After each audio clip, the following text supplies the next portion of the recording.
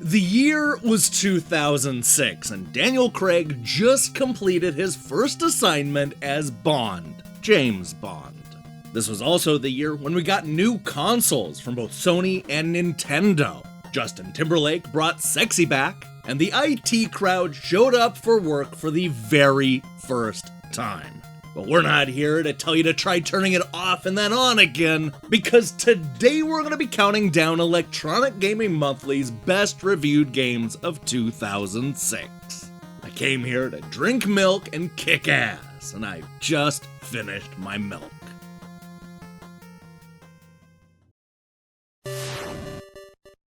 "2006 was a big year for rhythm games. Although we had seen the industry flirt with the genre with games like Parappa the Rapper and Karaoke Revolution, this was the year when the genre officially went mainstream.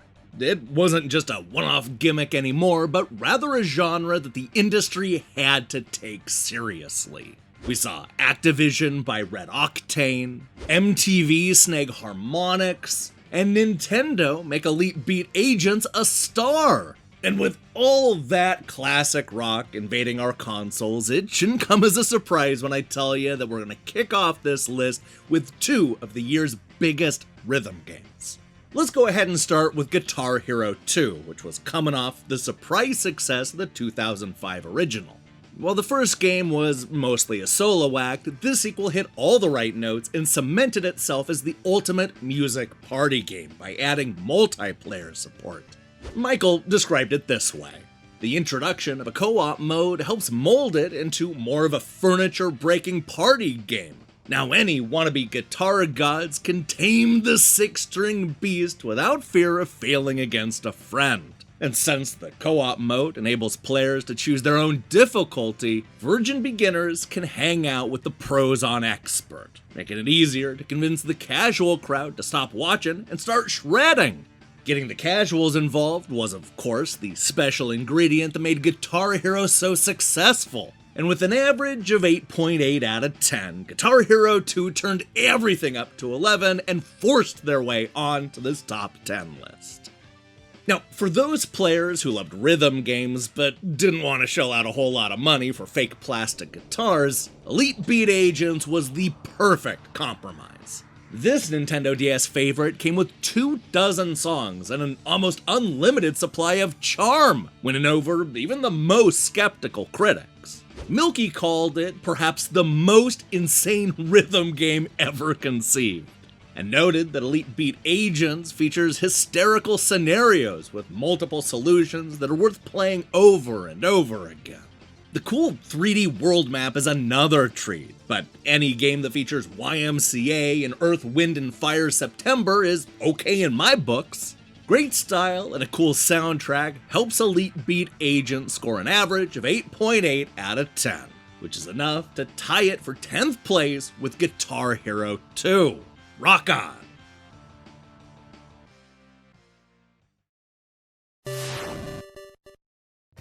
The Xbox 360 launched with a lot of high-profile games, including a new Perfect Dark, the long-awaited Cameo, Call of Duty 2, Quake 4, and even a new Ridge Racer. Yet, despite a veritable who's who of blockbuster franchises, Electronic Gaming Monthly ended up choosing Project Gotham Racing 3 as the system's top launch game. Now, this should come as no surprise to anybody who's been following this series, as the previous installment came in 6th place back in 2004, thanks in large part to the power of Xbox Live. This third game not only has the online multiplayer that everybody loves, but also incredible graphics that you couldn't find anywhere else. The presentation was absolutely stunning, and the editors were quick to take notice. Chase sums it up perfectly. Project Gotham Racing 3 is pretty much everything that I've been looking for in a racing game, but somehow didn't even know I wanted until I strapped into its gorgeous interior. It combines the gripping, edge-of-your-seat rush and ease of an exotic arcade racer with the depth and vehicular distinction of more sophisticated driving sims. Shane also loved the game, but for slightly different reasons. From the outset, you're getting behind the wheel of some wickedly powerful sports cars, and you'll actually want to improve your skills thanks to the series' trademark kudos system. Garnering instant feedback adds plenty of incentive to keep trucking.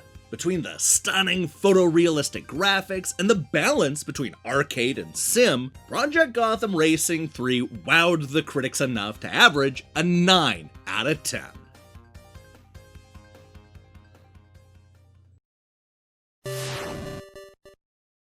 "2006 was a big year for the Final Fantasy franchise. Electronic Gaming Monthly ended up reviewing a total of 5 Final Fantasies, including Final Fantasy XI Online and Dirge of Cerberus, which they didn't like, a remake of Final Fantasy III on the Nintendo DS, which they were mixed on, and a port of Final Fantasy IV on the Game Boy Advance, which they liked. Of the 5 games, only Final Fantasy XII ended up making this list, coming in at a respectable 8th place with an average of 9 out of 10. That said, I think it's safe to say that Shane was a little disappointed with Final Fantasy XII. He was mixed on the changes to the combat, the unique art direction, the political storyline, and especially the heroes. It's vital that an RPG delivers cool characters, and compared to the colorful, diverse cast of recent Final Fantasy titles, your party members in Final Fantasy XII seem a tad mundane. It's tough to even pinpoint who the main character's supposed to be. Headstrong, fashion-forward orphan Vaughn seems the obvious protagonist, but it's really all about Ash, the feisty princess. Sadly, neither of them is particularly interesting, and the story as a whole lacks the emotional punch that you would expect. Brian disagreed, saying that he can't wait to spend more time in Final Fantasy XII's ambitious world. It all starts with the game's shockingly mature, politically driven narrative. Instead of focusing so much on your party members, this RPG concentrates on the bigger picture, facing its feuding kingdoms and the struggles happening within them. Gee, it's hard to see why that would polarize longtime fans. But even if Final Fantasy XII wasn't for everybody, it still earned an average score of 9 out of 10 from EGM, making it one of their best reviewed games of the year.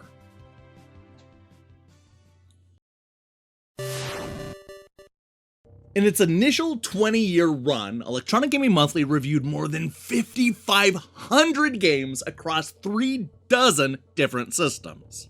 What you might find surprising is with all those decades in games, the magazine only reviewed one PC exclusive, Spore. Now, it's important to remember that when EGM launched in the late 1980s, there was a big, thick line separating PC gamers and console gamers. And it wasn't just the players, but also the types of games being made. However, by the mid-2000s, this divide was beginning to blur. You saw a lot of console games heading to PC, and vice versa, suggesting that the two audiences aren't that different after all.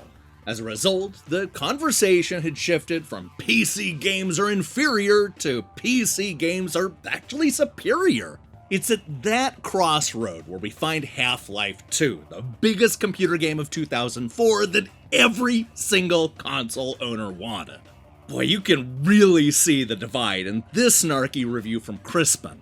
If you're a PC gamer who already played Half-Life 2 on your home supercomputer, stop reading. Go buy this month's latest graphic card or whatever it is people do. Seeing your beloved first-person shooter compressed in resolution, debased in detail, and occasionally stuttering along will make you angry, as if your favorite sci-fi flick was redone as a basic cable TV movie. Andrew agreed, but held back on his swipes against computer gamers. It doesn't look as good as it does on PC, nor should one really expect it to. But it's completely serviceable, and at some points downright impressive considering the Xbox's age. And thankfully, the awesome physics remain intact, even if the visuals get sluggish sometimes. All 3 editors agreed that the PC version is best, but with an average of 9.2 out of 10, this console port isn't that far behind.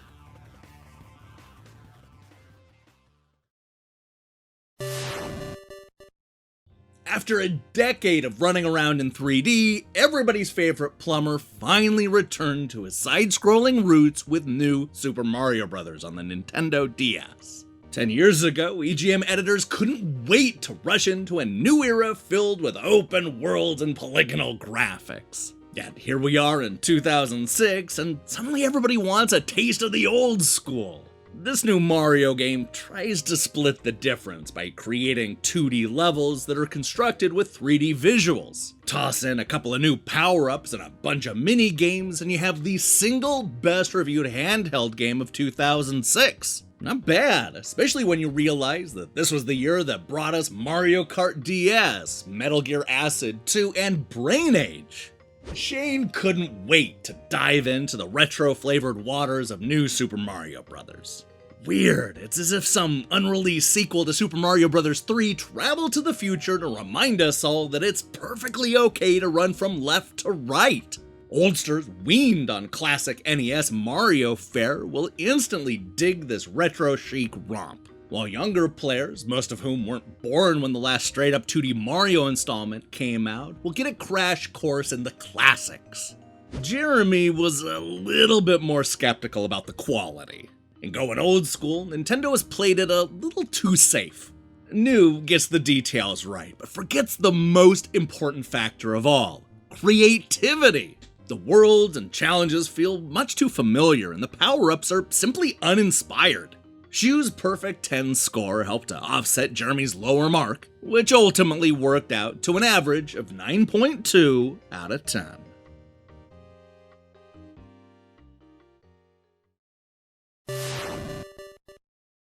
Long before everybody started calling it a cult classic, Okami was the Capcom original that promised to bring Zelda-style action to the PlayStation 2. That was a big deal because Nintendo's chart-topping franchise had very little competition, so the idea of a developer finally getting the formula right was something to get excited about. All three of the EGM editors were ready to pounce on the Legend of Zelda comparison, with Robert directly noting that it's an adventure game very much in debt to the Zelda series. He argued that Okami proved that intrepid game makers can blow your mind without the use of bleeding-edge computer hardware, confirming what I've long suspected. Great art is more important to the visual experience of a game than great technology. Andrew also loved the game's visuals and creativity. It has a charming, classic story, characters who actually possess character, entertaining and varied side quests, and a visual aesthetic that manages to make The Legend of Zelda Wind Waker look like a paint-by-number piece. But every time my mind crept towards "this is a total ripoff" territory, Okami surprised me with something new. Now, it's worth mentioning that the editors complained about the long-winded and repetitive text, as well as the lack of a lock-on button in battle. But you know, that wasn't enough to keep Okami from earning a 9.2 out of 10, landing at the number 5 slot. Hey, this is a cult classic for a reason.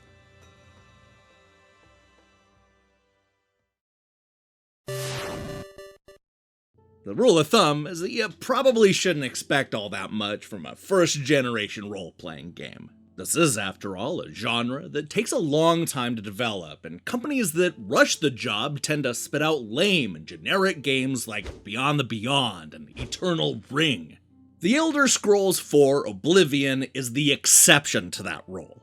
This early Xbox 360 adventure feels like the kind of game that would come out in year 2 or 3. But Bethesda's big-budget RPG came out less than 4 months after the launch of the system and left an impact that would continue to be felt throughout the rest of 2006. Robert was quick to point out the massive scale of the game. Oblivion is such a huge game that it could make your brain ache. Thankfully, it's very user-friendly, with a nicely organized quest journal and an enormously helpful map that points you in the right direction and sports great new fast travel options. Frankly, I'm amazed the developer Bethesda got all this content and such sweet graphics packed into that one disc. This may be the best game I play this year. Jennifer certainly wasn't ready to go that far, noting that many people will absolutely detest, like controller smashing detest, Oblivion. Between the controller not having enough buttons, progression complaints, loading problems, glitches, and an unbelievably long ramp-up time, she complained that she didn't have much fun until around the 20-hour mark. And yet, despite all those issues, she still gave it a high score. Oblivion makes you do hard time, and you love it. That's amazing. I guess, it sort of feels like maybe she needed to add another paragraph or two explaining how she got past the whole not having fun for 20 hours. Either way, the Elder Scrolls IV Oblivion hacked and slashed its way onto the list with an average score of 9.2 out of 10.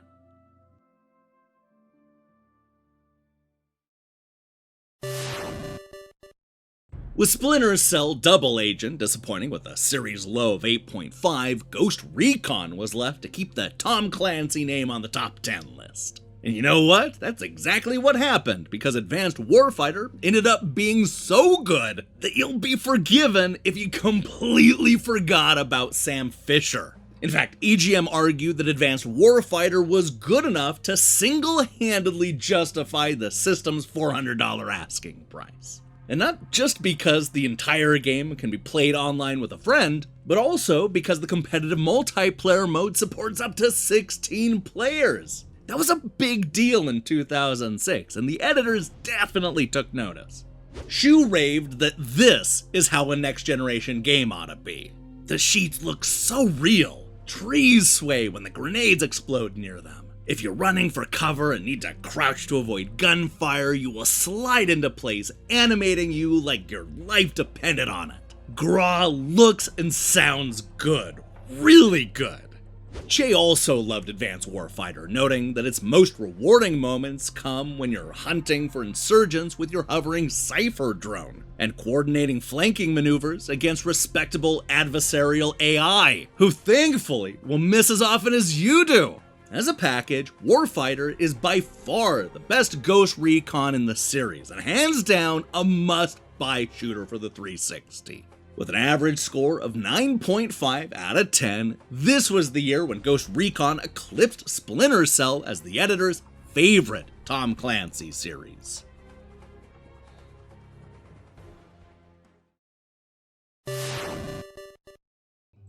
When Electronic Gaming Monthly reviewed Kingdom Hearts back in 2002, they thought it was good, not great.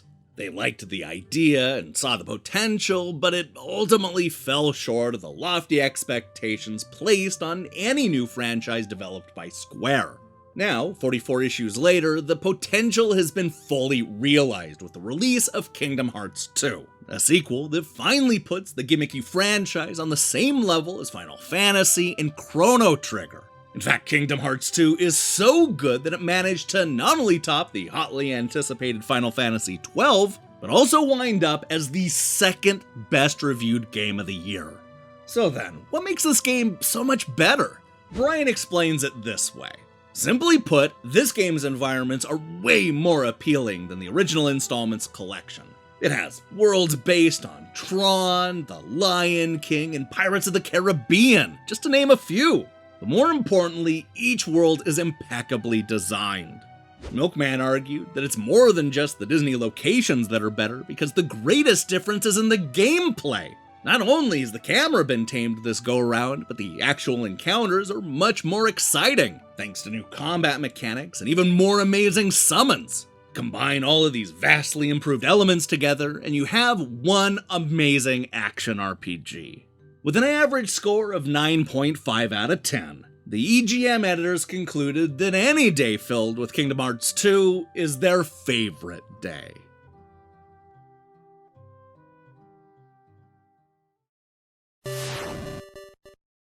If you want to know what kind of year 2006 was, then look no further than the #1 game.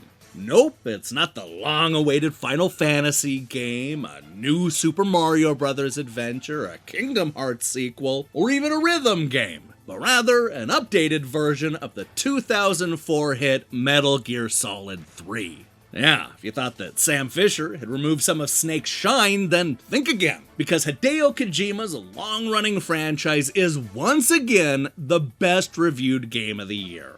You see, Metal Gear Solid 3 Subsistence was more than just a simple update. It completely changed the camera angle, effectively making an already great stealth game feel brand new. Now, Shane admits that there have been a lot of heated Metal Gear versus Splinter Cell arguments in the EGM offices, but concluded that his opinion hasn't wavered. Metal Gear Solid 3 remains my favorite PlayStation 2 game ever, and this tricked-out re-release only further solidifies that stance. We've seen greatest hits games that up the ante with new content, but nothing as absurdly value-added as this. Subsistence offers a surprisingly fun and accessible online multiplayer mode. Extra Snake vs. Ape missions, boss battle time attacks, a collection of legitimately hilarious bonus cutscenes, and 2 classic 8-bit era Metal Gear games in their entirety. Brian agreed with Shane's take and even went a little bit further with his praise. It's got drop-dead gorgeous environments, stellar boss fights, and an emotional narrative that even pulls at this tough guy's heartstrings. And for all those whiny Splinter Cell bitches who've cried about the camera, it now resembles the one in Sam's game. Well, that's certainly one way to make sure the debate continues for years to come. With an average of 9.8 out of 10, Metal Gear Solid 3 Subsistence marks the second time the series has been named Electronic Gaming Monthly's best reviewed game of the year.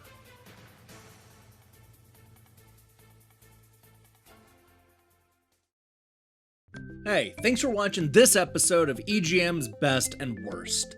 If you liked what you saw here, then you should know that we'll be posting new episodes all the way up to New Year's. Oh man, that means there's only a couple more weeks left until the finale. I can't wait. Now, here's the question I have for you. What is your favorite game from 2006? Let me see your picks in the comments below. Alright, so this episode was a little late. I'm sorry about that, but it really couldn't be helped. I'm hoping it's worth the wait. There were a lot of great games that we covered today. My lateness also means that I'm gonna have to scramble to get Friday's episode up, but I think I can do it. Tune in tomorrow to find out. Oh man. If that sounds good to you, then I strongly recommend you click that subscribe button and support what we're doing here. Until then,